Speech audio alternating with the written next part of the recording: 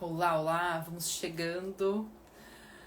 Hoje eu mudei um pouquinho o horário da nossa live e vou falar, abrir uma caixinha para vocês me ajudarem a escolher o tema.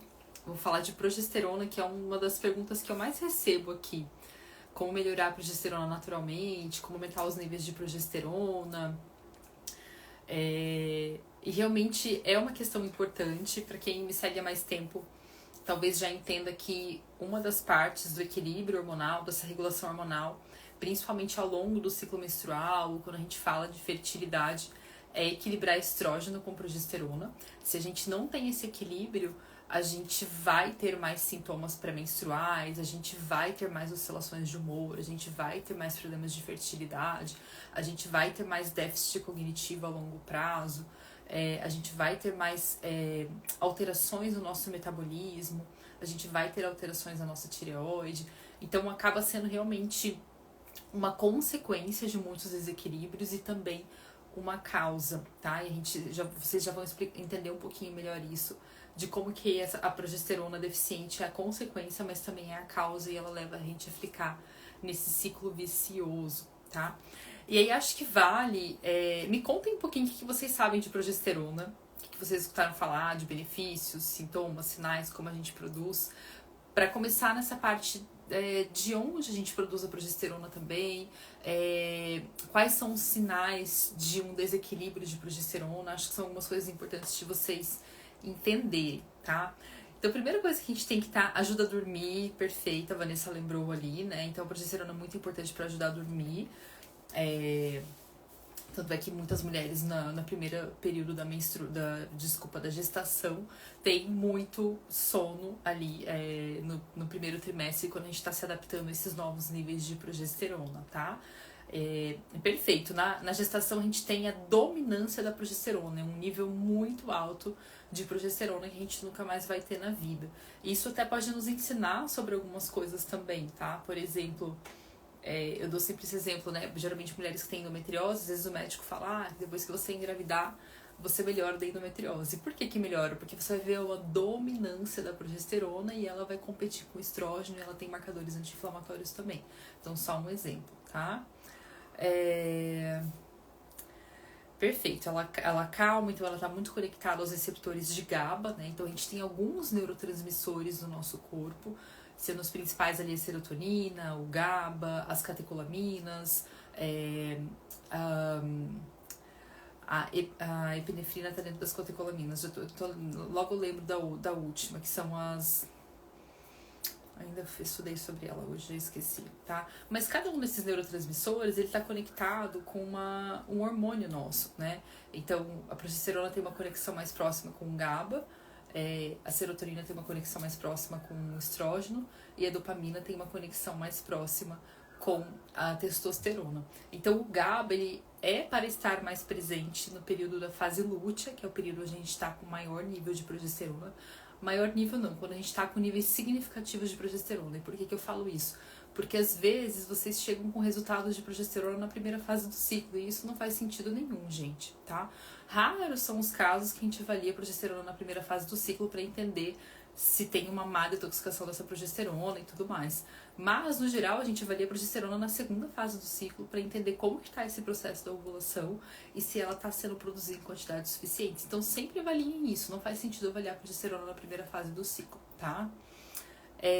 E realmente a progesterona é o primeiro hormônio nosso que começa a cair, que a gente começa a perder. E isso é muito importante da gente entender, porque às vezes quando se fala desse processo de vamos fazer uma reposição hormonal natural ou bioidêntica, nem sempre ela é priorizada. Então vocês têm que entender muito bem isso também, porque a gente precisa priorizar, repor ou dar sustentação para aquilo que a gente está perdendo primeiro, tá? Sentimento de amor, amorosidade também tá ligado à progesterona, tá? Então realmente a gente começa a perder ela. E qual que é o primeiro sintoma de quando a gente começa a perder, que é na fase do climatério, que envolve aí de 10 a 12 anos antes da menopausa, né? Não só aqueles 2 últimos anos, que às vezes são mais críticos, sim, mas 10 a 12 anos antes. São justamente as alterações de humor, quando a gente começa a primeira fase da perda da progesterona, tá? Então vamos resgatar um pouquinho só alguns conceitos para quem enfim, né, tá ainda numa fase mais de aprender sobre a progesterona. Então, a progesterona, a gente só vai produzir ela a partir da ovulação, tá? E por que isso é importante? Porque se uma mulher está bloqueando a sua ovulação de alguma forma, seja com o uso de contraceptivos, ou se ela não está ovulando, que pode acontecer eventualmente, são ciclos anovulatórios, ou se essa mulher está em uma amenorreia hipotalâmica, onde ela não está menstruando, né, totalmente ela não está ovulando, ela não produz progesterona, tá? Então, essa é a única forma que a gente tem de fazer essa produção natural de progesterona. Então, tudo do nosso corpo, do equilíbrio hormonal, envolve a gente garantir que esse evento, que é a ovulação, aconteça de uma forma ótima. Imaginem, para o corpo se preparar, mesmo que a gente não queira engravidar, mas o corpo entende que aquilo é um preparo para você ficar grávida. Então, para o corpo se preparar para todo esse processo de ovular e a possibilidade de ter uma fecundação, ele precisa de muita energia, ele precisa que tudo esteja muito ajustado, ele precisa que todos os nutrientes estejam funcionando bem. Então, a ovulação vai ser o ápice do momento menstrual e o ápice também da nossa saúde como um todo. Ela sempre vai indicar como está a nossa saúde. Se a gente está tendo dificuldade em ovular, então, por exemplo, são aquelas mulheres que às vezes ficam na primeira fase do ciclo, ali elas demoram muito para ovular, 10, 15, 20 dias para ovular, ou quem acompanha o gráfico de temperatura fica subindo e descendo com muita intensidade. Essa temperatura mostra que ela tem uma dificuldade de ovular, o corpo fica tentando e não consegue, né? Então tudo isso vai dizer pra gente sobre como tá o nosso metabolismo como um todo. A progesterona é um ótimo indicador de como tá o nosso metabolismo, a ovulação e essa produção da progesterona, tá? Então, realmente, pra gente trazer essa importância, não só para fertilidade, não só para regulação hormonal, mas como um indicador do nosso metabolismo como um todo. Se alguém está com dificuldade em ovular e não está na fase de perder essa progesterona de forma natural, tem alguma coisa acontecendo ali, tá? E a segunda questão, então, a gente entender que essa perda é natural, quando que ela é saudável. A perda da progesterona, ela é saudável dentro de uma expectativa que ela aconteça, sim, a partir de 10 anos antes da menopausa, então a partir dos 40 anos. Mas essa perda da progesterona não quer dizer que a gente vai ficar infértil, ou não quer dizer que a gente, enfim, vai deixar de ter progesterona de repente, né, aos 40 anos. Você vai fazer 40 anos e você pode estar até melhor do que você esteve aos 20, 25, 30, né? Dependendo de como estão os seus hábitos ali. Mas isso acontece naturalmente porque a nossa potência ovulatória vai diminuindo. Os nossos ovários vão ficando, vou usar um termo aqui, mais cansados. E a gente é que nem carro, né, gente? Vai acumulando ali, carro, geladeira, vai acumulando a idade, vai aparecendo o estresse oxidativo. Então, quanto maior sai esse estresse oxidativo, quanto menos a gente conseguiu cuidar disso, mais esse tecido ovariano vai ficando, vou usar o termo aqui, cansado, que seria, ele vai passando por esse envelhecimento, tá? Então, quando um ovário para de funcionar precocemente, ele passou por um estresse oxidativo muito alto, precocemente também. E a gente tem até alguns ativos hoje que a gente sabe, ativos, estratégias, conexões do estresse oxidativo ovariano com questões da nutrição. Então, por exemplo, está muito ligado a um aumento da permeabilidade intestinal. Quando a gente tem aumento da permeabilidade intestinal, a gente pode ter mais estresse oxidativo ovariano. A toxinas ambientais, cigarro também aumenta o estresse oxidativo ovariano. Então, tudo que a gente passa no dia a dia, onde não tem o equilíbrio de antioxidantes adequado, o órgão mais sensível e primeiro a sentir vão ser os ovários, porque ele é o órgão mais sutil e delicado do nosso corpo. Então, eles acabam sentindo tudo de uma forma muito rápida também, tá? Agora, como que a gente vai garantir que essa ovulação aconteça, tá? Primeiro, vamos pensar que é um evento que consome muita energia. Então, a gente precisa sim estar com esse ajuste do metabolismo funcionando. Nível mais basal que a gente precisa olhar tem um ajuste calórico adequado? Tem um ajuste de nutrientes adequado? Tá? Por que eu sempre falo isso, gente? Porque muito comumente nós mulheres consumimos uma alimentação hipocalórica intencionalmente, sem intenção. Então, assim, mesmo que a gente esteja fazendo uma alimentação saudável, é muito frequente nós mulheres que estamos preocupadas com a saúde fazer atividade física e não consumir tudo o que precisa. E se tem algum tipo de restrição calórica excessiva ou algo que você não esteja atingindo tudo o que você precisa porque você está gastando mais, a primeira coisa que o corpo vai bloquear é a ovulação. E aí tem até alguns estudos que mostram essa evolução dessas alterações hormonais dentro do ciclo menstrual, que é o seguinte: primeira alteração começa a ser os sintomas pré-menstruais e ciclos mais curtos, tá? Então, se você começou a ter ciclos muito curtos e não tá ainda na fase da perimenopausa, preste atenção, porque alguma coisa pode estar gerando ali esse estresse. A gente vai falar das outras fontes de estresse e dificultando esse equilíbrio hormonal.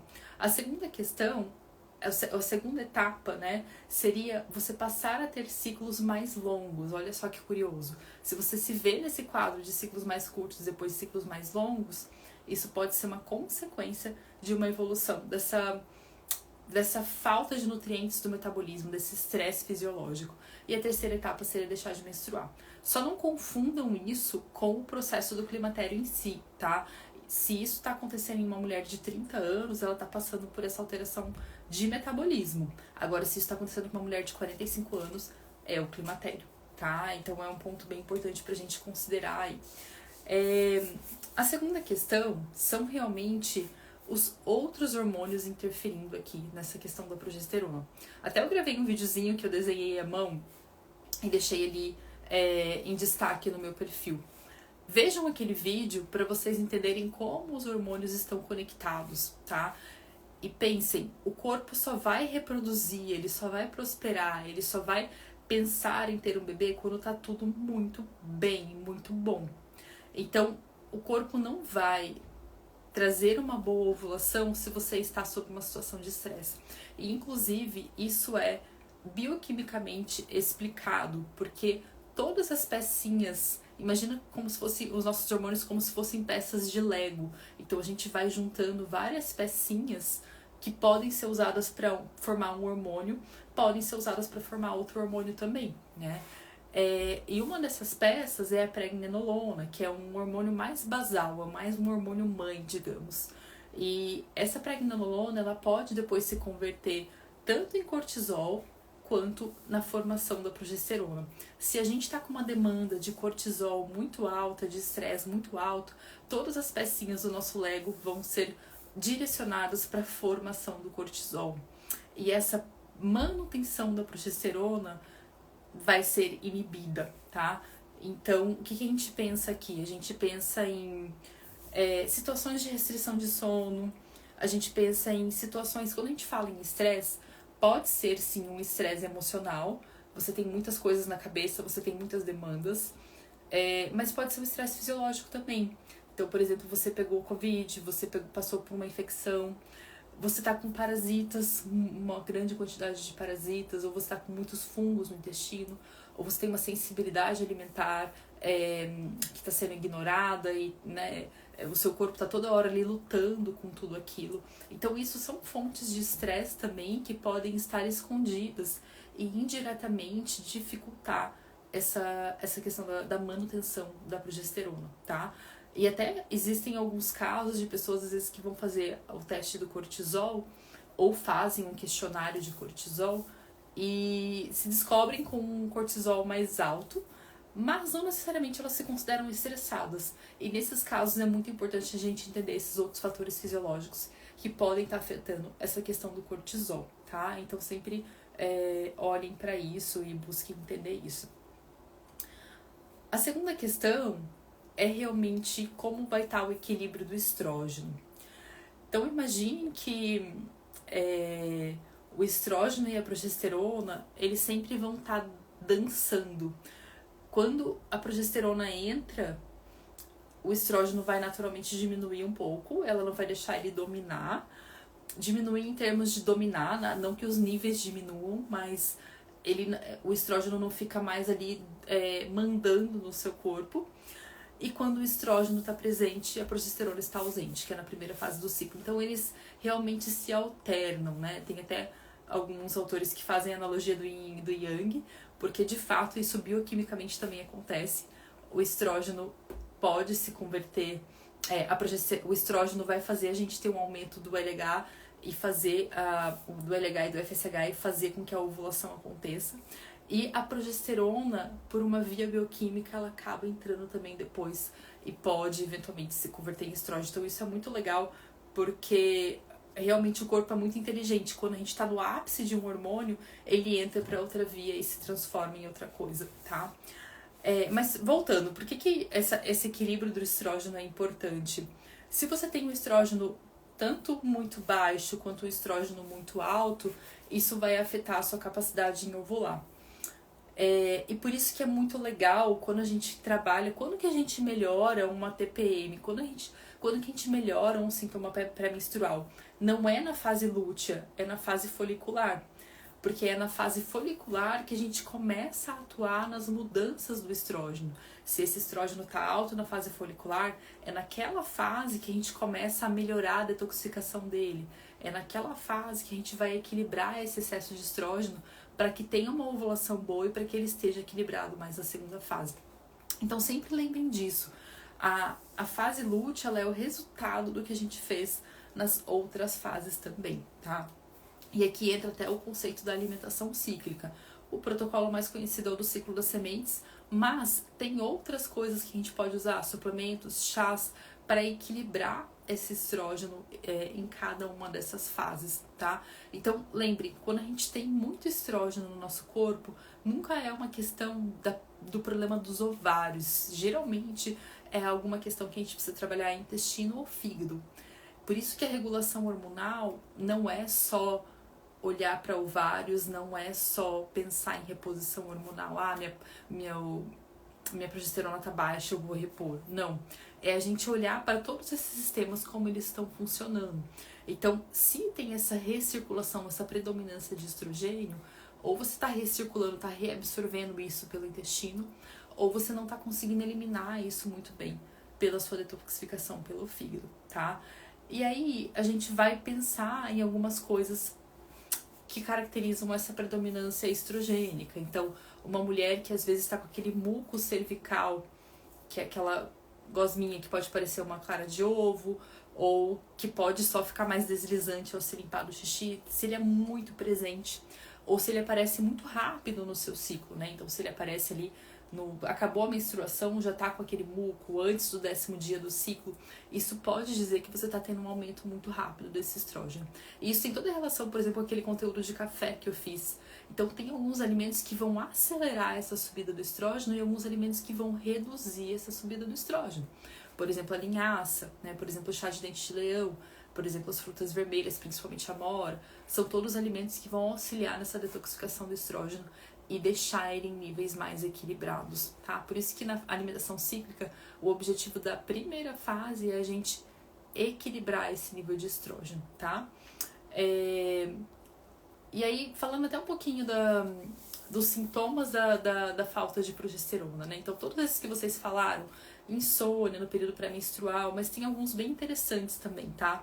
Então, a síndrome de pernas inquietas, que é a sensação de você estar com as pernas coçando ou muito agitadas, principalmente à noite, pode ser um sintoma de deficiência de progesterona.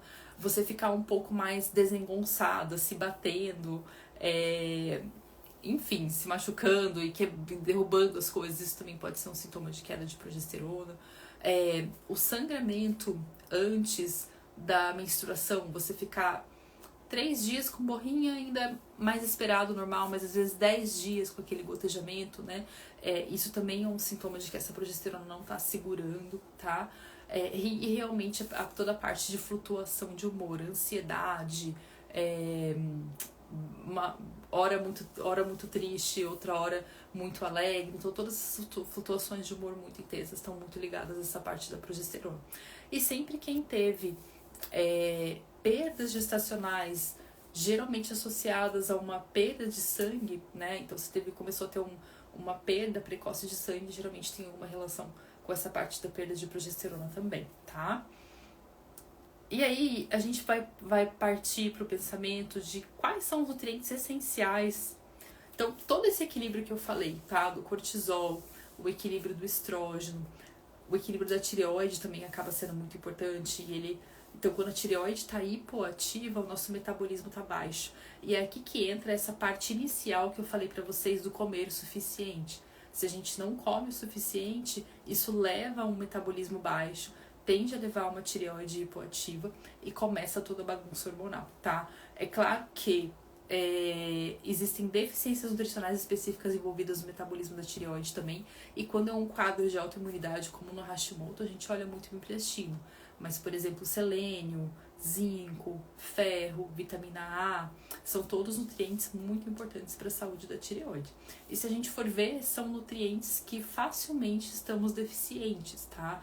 Então, a vitamina A ela vai estar mais presente, por exemplo, em alimentos de origem animal, não vai estar presente em alimentos de origem vegetal. O beta-caroteno pode até se converter em vitamina A, mas ele depende do zinco para fazer isso. Então, a gente vai pensar aí na gema de ovo, no óleo de fígado de bacalhau, em algumas carnes, né? A gente vai pensar no salmão. Então, são alimentos que têm um pouco de vitamina A, mas não... O que vai ser mais concentrado mesmo vai ser o óleo de fígado de bacalhau. O zinco, então ele está presente em carnes, ossos, mas principalmente na semente de abóbora. O ferro, que a gente tem toda uma questão de absorção. Então, às vezes, a presença de parasitas, de fungos, de uma baixa acidez gástrica dificulta essa retenção do ferro. Às vezes, a ausência de algumas bactérias importantes no seu intestino também dificulta essa retenção do ferro. Então, realmente, essa parte nutricional é muito importante da gente olhar, tá? Mas quais são alguns dos nutrientes que a gente fala especificamente para a manutenção da progesterona em literatura? Então, a vitamina C, a vitamina B6, o zinco e o magnésio, né? Então, se a gente fosse priorizar, pontuar, seriam esses que seriam os principais ali para a gente pensar numa boa manutenção da progesterona, tá? Quando a gente fala de vitamina C, todo mundo tem a sensação que consome alimentos ricos em vitamina C, né? Ou consome limão, ou consome laranja. Mas tem uma questão aqui que até a gente falou na aula de deficiências nutricionais. Quem não viu, vale a pena voltar lá e ver. Que eu expliquei pra vocês por que às vezes, mesmo a gente comendo saudável, a gente tem deficiências nutricionais. Porque, primeiro, a gente pode não estar absorvendo tudo que a gente precisa. E segundo, porque às vezes a nossa demanda está mais alta do que aquilo que a gente está consumindo. E hoje em dia isso é muito comum. Então a gente tem mais contato com intoxicantes ambientais, poluição, agrotóxicos, e isso aumenta a nossa demanda. A gente tem às vezes alguns hábitos que eliminam mais nutrientes, e aí os dois principais, o consumo de café, álcool, e entraria aqui também o consumo de alguns medicamentos. Então, café e álcool principalmente são dois que jogam muitos nutrientes para fora, vitaminas do complexo B principalmente. Então isso acaba, poxa, eu como saudável, me alimento bem, às vezes até uso suplementos, mas ainda não tô com níveis ideais ou ainda tô com muitos sintomas, então isso aqui afeta bastante também, tá? E uma das coisas que mais depleta vitamina C é justamente essa parte do estresse, do cortisol. Então, entram aqui desde você ficar consumindo café ao longo do dia, o açúcar ao longo do dia, isso pode demandar muito da sua produção de cortisol.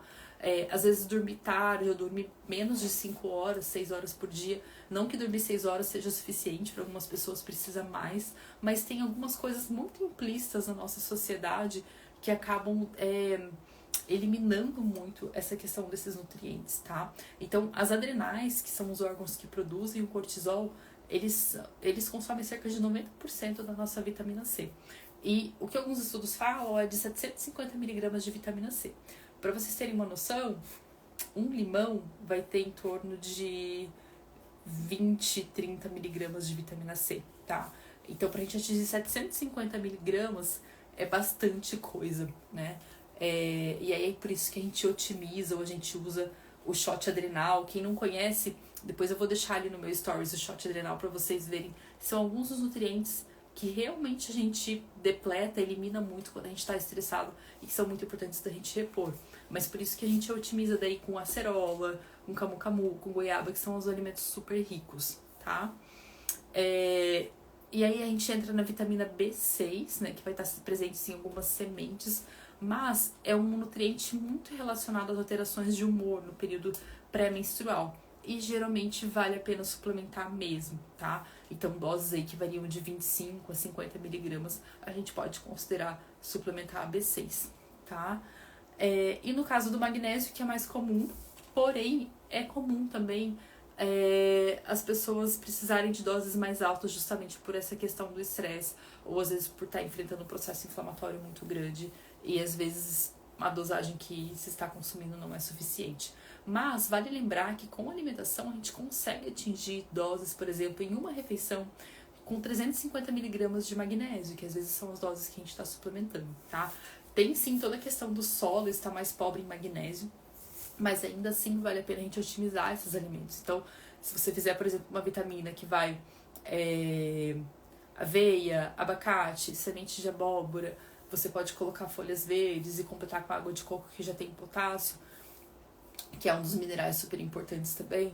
Ele não entra tanto nessa questão da ovulação, mas ele é muito importante para a regulação da parte do cortisol e da tireoide. A gente já tem ali cerca de 350 miligramas de magnésio. Então sempre vale a pena otimizar esses alimentos no nosso dia a dia. Com a vida corrida, eu percebo que muita gente fica meio que na mesma alimentação sempre, né? Então, come de fruta sempre banana, de manhã é sempre o ovo. E vale muito a pena a gente variar, tá? Até um dos conceitos que eu gosto de trazer muito é foque em ter uma variedade de alimentos de 30 alimentos por semana. O que seriam esses 30 alimentos por semana? Seriam alimentos de origem vegetal. Então, arroz, conta 1, banana, conta 2, semente de girassol, conta 3, aveia, conta 4. E aí você vai contando isso, quantos alimentos ao longo da semana você consome, para ver como que tá essa variedade alimentar. E essa variedade de 30, tem acima de 25, pelo menos, tem sido relacionado com uma maior variedade de bactérias no nosso intestino também. E isso tem a ver com maior proteção imunológica.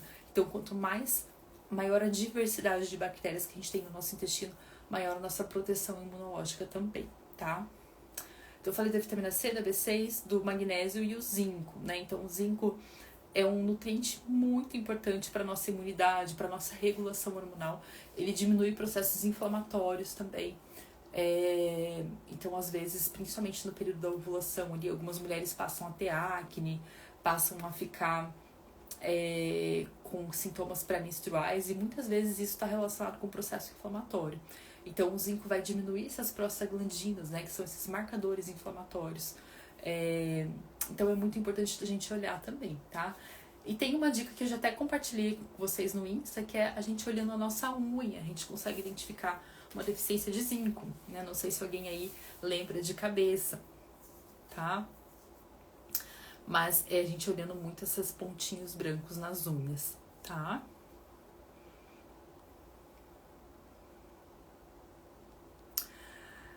Então é isso, gente. E aí o que eu mais fico chocada é que eu falo de toda a parte da nutrição e vocês falam que eu vou marcar um endócrino e um ginecologista.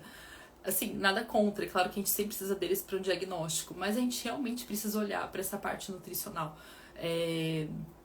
Enfim, né, eu acho que as coisas estão mudando cada vez mais, mas as condutas são diferentes, né? A nutrição, ela tem uma abordagem de regar ali a plantinha que nós somos, dar todos os nutrientes que nós somos pra gente crescer e funcionar bem. A gente não trabalha com sintomas, a gente trabalha em melhorar o nosso organismo como um todo, né?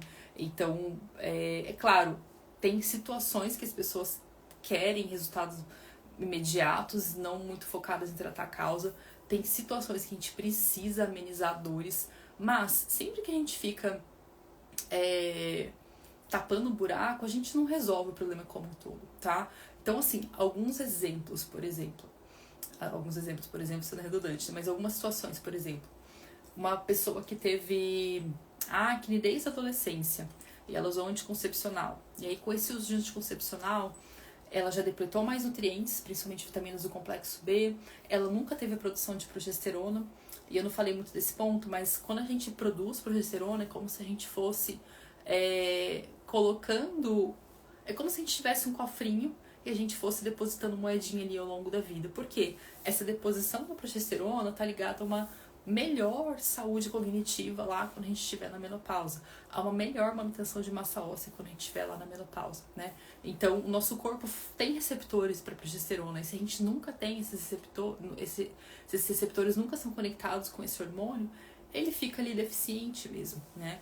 Então, voltando para esse caso, então essa menina passou a usar anticoncepcional a vida inteira. Aí um dia ela para de usar anticoncepcional. E ela descobre que a acne dela voltou, mas ela descobre também que ela tem dificuldade em engravidar e que ela tem uma sensibilidade alimentar, uma alergia ao leite, e que ela tem uma rinite que ela poderia ter tratado. Enfim, tudo isso ela poderia ter tratado se ela olhasse para a causa lá no começo, né? Outra questão também é a parte, às vezes, da endometriose. Se não olha para o intestino, se não olha para os processos inflamatórios, só toma um remédio e segue a vida igualzinha como tá, às vezes com hábitos que poderiam ser melhorados, a gente vai colher os frutos lá na frente. Então é sempre um processo de escolha mesmo, né? O que a gente quer? A gente quer pensar lá na frente, já cuidar da gente lá na frente, né? Ou a gente quer ficar só tratando o sintoma e seguir a vida, tá? Então, são coisas aí pra gente refletir. A minha abordagem de trabalho nunca vai ser um pronto atendimento imediato, do tipo, olha, hoje você tá com dor, amanhã vai sair sua dor. Não, mas ela vai ser um processo de, olha, daqui um ano você não vai ter mais dor, né? Então, você vai sair desse ciclo vicioso de ficar sempre tratando esses paliativos que eu falo, né? Até eu comentei com isso com vocês no Stories. A gente fica muito só nos paliativos, né? Ah, eu tô com dor agora, quero uma coisa pra aliviar a dor. Tô com dor de cabeça, quero aliviar a dor. Tô com alteração de humor, quero aliviar o humor. A gente não para se questionar o que eu posso fazer aqui para eu evoluir como pessoa, como ser, como corpo também, né? Então é um processo mesmo de evolução, tá? E aí, voltando para essa parte da progesterona, vou falar um pouquinho da parte do período do climatério, tá?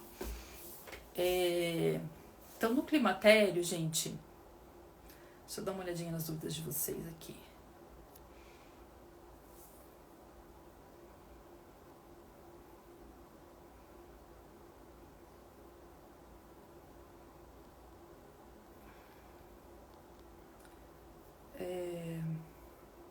Sim, a gente tem esse problema com os convênios, né, de pedir exames, mas também muitas coisas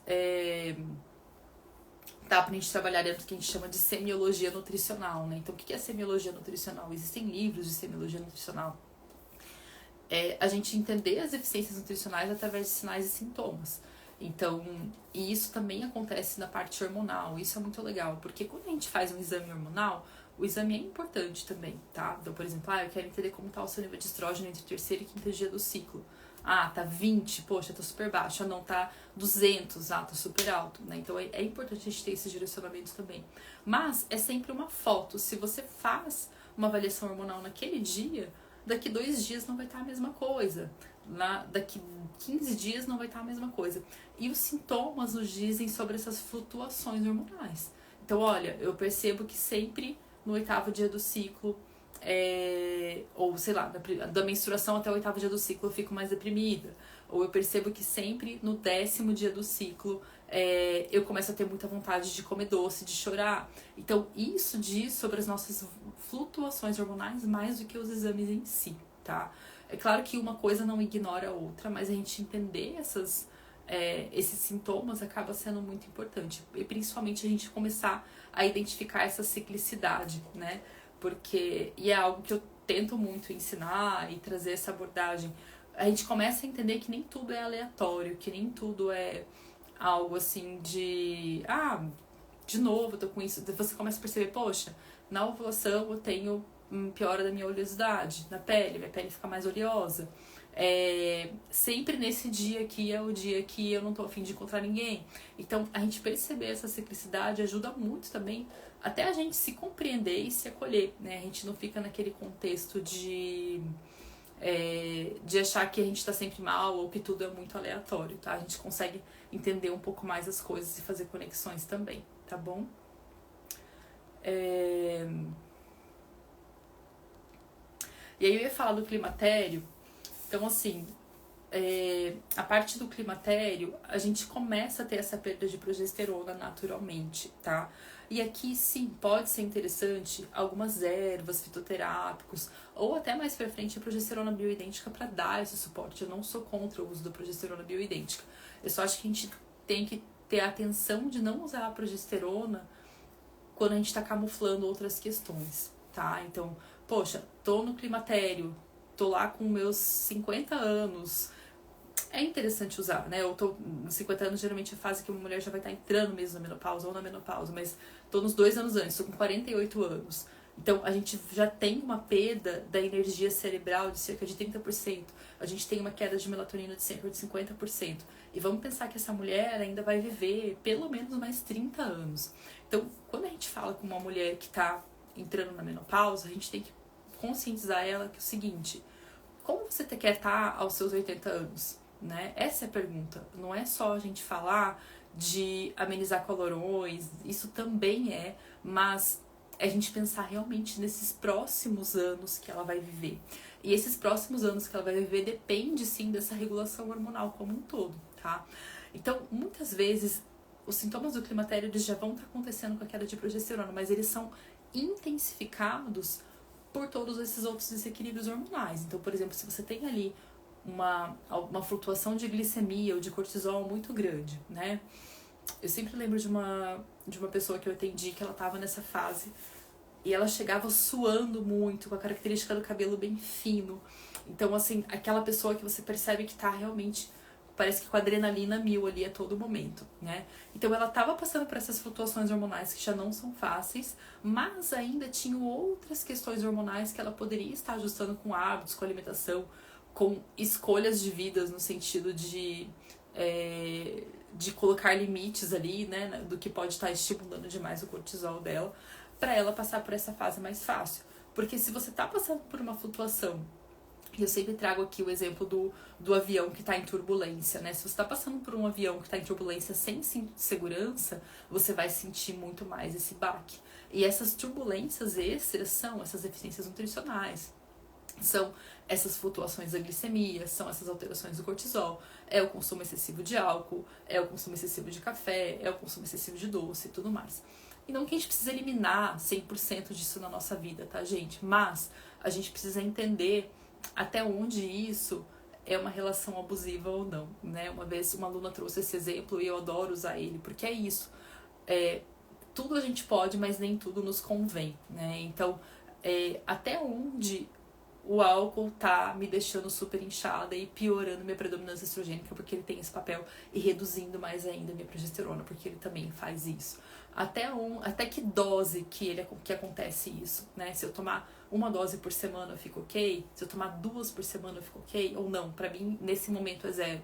Então, a gente entender esses contextos de limite também nos ajudam a fazer essas escolhas, tá? Não é um processo de, olha, nunca mais café, nunca mais doce, nunca mais álcool. Nós somos seres sociais também, a gente tem também esse processo de comer por prazer, né? Acho que isso faz parte. Mas quando isso é desconectado do outro lado, que é da saúde, realmente as coisas se perdem. Então, a gente entender um pouco melhor isso pode ajudar, tá? Eu vou dar uma olhadinha nas dúvidas de vocês. Então, quanto tempo ao descobrir o Hashimoto o organismo volta ao normal? Depende muito de que você está fazendo, tá, Luiz? Então, assim, os processos de autoimunidade não são rápidos. A gente fala, pense em pelo menos 1 ano, porque tem todo um processo de permeabilidade intestinal ali. Mas a partir do momento que a gente tem uma autoimunidade, a gente tem que entender que aquele gatilho vai estar sempre ali, sempre. Então, a gente fala de remissão, né? O que é remissão? Você abafou o caso, você silenciou. Não é uma coisa que vai sumir da sua vida, não é uma gripe que a gente pega e depois de uma semana a gente se recupera da gripe, né? É uma coisa que vai estar sempre ali. Então, é uma caixinha de Pandora. Se você tem algum contexto de vida que dispara aquilo, ele vai se manifestar também, tá? Então, mas eu pensaria em pelo menos 1 ano ali de processo de mudança. Quais nutrientes são fundamentais nessa fase da perimenopausa? O magnésio é muito interessante, a taurina é muito interessante também, porque com essa predominância estrogênica que naturalmente acontece, a gente perde muita taurina. Eu diria que a linhaça, dentro da proposta do ciclo das sementes, também é muito interessante, tá? O própolis pode ser um aliado, porque ele tem apigenina e ajuda a manter os canais de GABA, assim como os chás, que ajudam a manter os canais de GABA. Então, a progesterona vai estar baixa, os canais de GABA também, esses neurotransmissores do GABA, que são os calmantes, também vão estar baixos. Então, é aquela pessoa que não consegue descansar, que fica muito agitada. Quando está sob situação de estresse, ela fica muito irritada, né? E a gente pode usar, por exemplo, o chá de valeriana, o chá de camomila, melissa, a combinação deles, incluir mais própolis no dia a dia. Então, são todas coisas que vão, todas nutrientes que vão ajudar um pouco mais esses canais de GABA, tá? Tomar DIN na primeira fase do ciclo regula o estrógeno. Se você tem uma dificuldade de detoxificação do estrógeno, sim, ele ajudaria, tá? Mas às vezes você pode ter uma dificuldade, por exemplo, de reabsorção intestinal. Então, não necessariamente ele vai regular, né? Então, vai depender um pouquinho de que momento aí você vai, né, de como tá esse metabolismo. Mas vale também incluir muito os vegetais que têm nutrientes precursores do DIN, né? Que são os vegetais com enxofre. Então, brócolis, couve-flor, repolho, rabanete, couve, rúcula, né? Então, todos os brotos de brócolis são super ricos em DIN, são bem concentrados. Então, tudo isso acaba ajudando bastante, tá? Acne em adulto é problema hormonal ou de alguma intolerância alimentar? Pode ser dos dois, tá, Vanessa? Até a gente teve um encontro de acne há 3 semanas atrás, lá no Ciclos da Mulher, e foi bem interessante que eu trouxe 3 meninas que já tinham passado pelos ciclos pra explicar um pouquinho sobre essa... Desculpa, caiu um vaso aqui. Explicar um pouquinho mais como tinha sido a história delas, né? E as 3 tinham se recuperado. Pra minha surpresa, elas não tinham usado nenhum suplemento, porque eu até sugiro alguns suplementos. E cada uma delas tinha um caso. Então, assim, a acne de origem alimentar vai ser aquela acne que você muda a alimentação radical, por exemplo, você melhora. E aí você volta a reintroduzir algumas coisas, você piora. Então, é uma acne que flutua muito. A acne hormonal já é uma acne que tem geralmente uma relação mais com o ciclo menstrual. É uma acne que piora na ovulação, é uma acne que piora no período pré-menstrual, tá? Porém, em todos os casos de acne, um hormônio que geralmente está envolvido é realmente a questão da insulina, né? Ou das flutuações glicêmicas. Então, na acne, a gente sempre tem que olhar para isso. Não pode ter muita flutuação glicêmica e, ao mesmo tempo, não pode ser uma dieta muito rica em gordura, né? Porque muitas pessoas não têm esse metabolismo bom de gordura. Então, talvez, às vezes, para alguns casos, por exemplo, fazer uma dieta cetogênica, uma dieta muito low carb, não é tão favorável para acne assim, mesmo que regule a glicemia, tá? E a gente pensa muito em incluir mais fibras, né? A gente pensa em ajustar alguns nutrientes também. Tem alguns alimentos que são muito gatilhos, né? Então, ali, laticínios e pasta de amendoim, por exemplo, são alimentos super gatilho. Mas, por exemplo, tem até algumas pessoas lá no Ciclos agora, uma descobriu que reage ao ovo, né? Então, fazendo esse processo que a gente explica lá de reintrodução e retirada também. Então, pode ter outros alimentos que acabam disparando também, tá? Mas não tem, assim, uma resposta certa.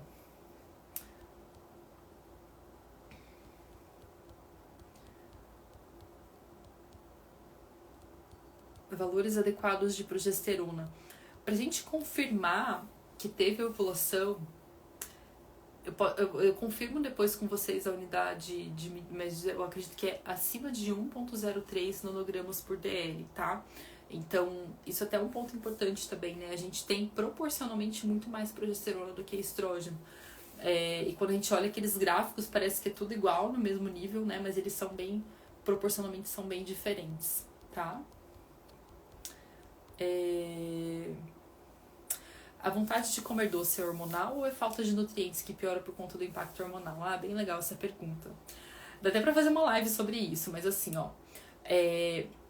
Então vamos pensar, se a vontade de comer doce é especificamente em um período do ciclo, ela pode ter relação com a queda de estrógeno, tá? Então tem um período ali, digamos, de 7 a 10 dias antes da gente menstruar, que a gente vai ter uma queda de estrógeno. Se esse estrógeno estava muito alto e ele cai, é uma queda brusca, e aí a gente sente mais. E quando o estrógeno cai, o que cai junto? Serotonina, tá? Porque o estrógeno faz a conversão de triptofano em serotonina no nosso cérebro. Então, se a gente tem uma queda no nível de estrógeno, a gente vai ter uma queda desse nível de conversão também, tá? Então, essa vontade de doce pré-menstrual, ela pode ter uma relação hormonal, mas a vontade de doce tem outros fatores. Então, a gente pode entender aqui deficiências nutricionais, cromo, magnésio, tá? Ferro pode dar vontade de comer doce, deficiência de ferro pode dar vontade de comer doce. Então, isso pode acontecer também. Presença de fungos no intestino pode dar mais vontade de comer doce também. Então, se você é aquela pessoa que tá sempre com vontade de comer doce, se é uma pessoa que tem candidíase com frequência, micose na unha, tem uma coceira no ouvido lá no fundo, tem caspa, tem acne fúngica, quando come maçã fica com um buraco ali no estômago sentindo, né, um aumento da fome, isso são alguns sinais de que pode ter fungo no intestino, isso pode aumentar a vontade de doce, e ele se retroalimenta, né, quanto mais doce você consome, mais fungo no intestino você tem, e assim vai, tá? Uma terceira questão de vontade de doces são realmente uma possível resistência à insulina, ou às vezes uma refeição que você não faz de uma forma muito completa. Então essa vontade seria assim, aquela coisa de a cada 2 horas você ter vontade de comer alguma coisinha, ou você tomou, sei lá, um café, ou comeu um macarrão, 1, 2 horas depois vontade de comer uma sobremesa. Então são refeições que você fez que tinham um índice glicêmico muito alto. E depois, quando teve a queda desse índice glicêmico, você tem vontade de comer doce, tá? E uma quarta causa, que eu acho que é uma das mais comuns, é realmente a parte do estresse. Então, na primeira fase do estresse, a gente tem mais vontade de comer doce, tá? Geralmente vem com aquele processo da ansiedade também, né? Então, é aquele doce realmente de te acalmar, de quando você é nervosa você busca o doce, né? Então, realmente essa coisa de estar muito estressada, ou você vai enfrentar uma situação difícil e você quer um docinho antes, então isso pode estar ligado. E no período pré-menstrual a gente pode ter mais flutuações, né, de cortisol, a gente pode estar um pouquinho mais sensível nessa parte do estresse, e aí dá mais vontade de comer doce também, tá? Então, por isso que olhar para os fatores, entender até o horário que você tem vontade. Então, por exemplo, é sempre às 4 da tarde, daí pode estar mais ligado à queda de serotonina. Ah, não, é à noite, daí pode ser que você esteja fazendo uma alimentação ao longo do dia com baixo teor de proteína, uma alimentação ao longo do dia que não está te suprindo o suficiente. Então, tem algumas nuances aí pra gente considerar, tá? E até o tipo, né, de doce que você tem vontade. Então, é mais pro lado do chocolate, pode estar ligado a essa parte de serotonina mesmo, ou de deficiência de magnésio, né? Ou não, é qualquer doce. Sei lá, mesmo se você abrir uma lata de açúcar ali, você comeria um doce, né? E aí quando geralmente tipo, a pessoa vai para até um açúcar doce, mesmo que seja só açúcar, não tenha sabor nenhum junto, geralmente eu penso mais em fumo, tá? E aí, até complementando, né, na segunda fase do estresse, a gente tem mais vontade de comer coisa salgada. Porque quando a gente já perdeu ali os eletrólitos, né, sódio, potássio, então aquela pessoa que fala, nossa, eu tenho vontade de comer Ruffles, eu tenho vontade de comer salgadinho, eu tenho vontade de comer hambúrguer no meio da tarde. Então, geralmente é um cortisol mais baixo, tá? Mas é isso, gente. Eu vou finalizando por aqui. Tem algumas coisas que vocês me mandaram na caixinha também de sugestões de outros temas que eu achei bem legal. Algumas eu até consigo responder ali. Mas se você não viu a caixinha ainda, dá uma olhada lá, deixa a sugestão para a próxima live também. É sempre legal a gente ter essa troca aqui do que vocês estão buscando, procurando e de como eu posso ajudar, tá bom? Um beijo para vocês, bom final de restinho de semana aí e até a próxima quinta.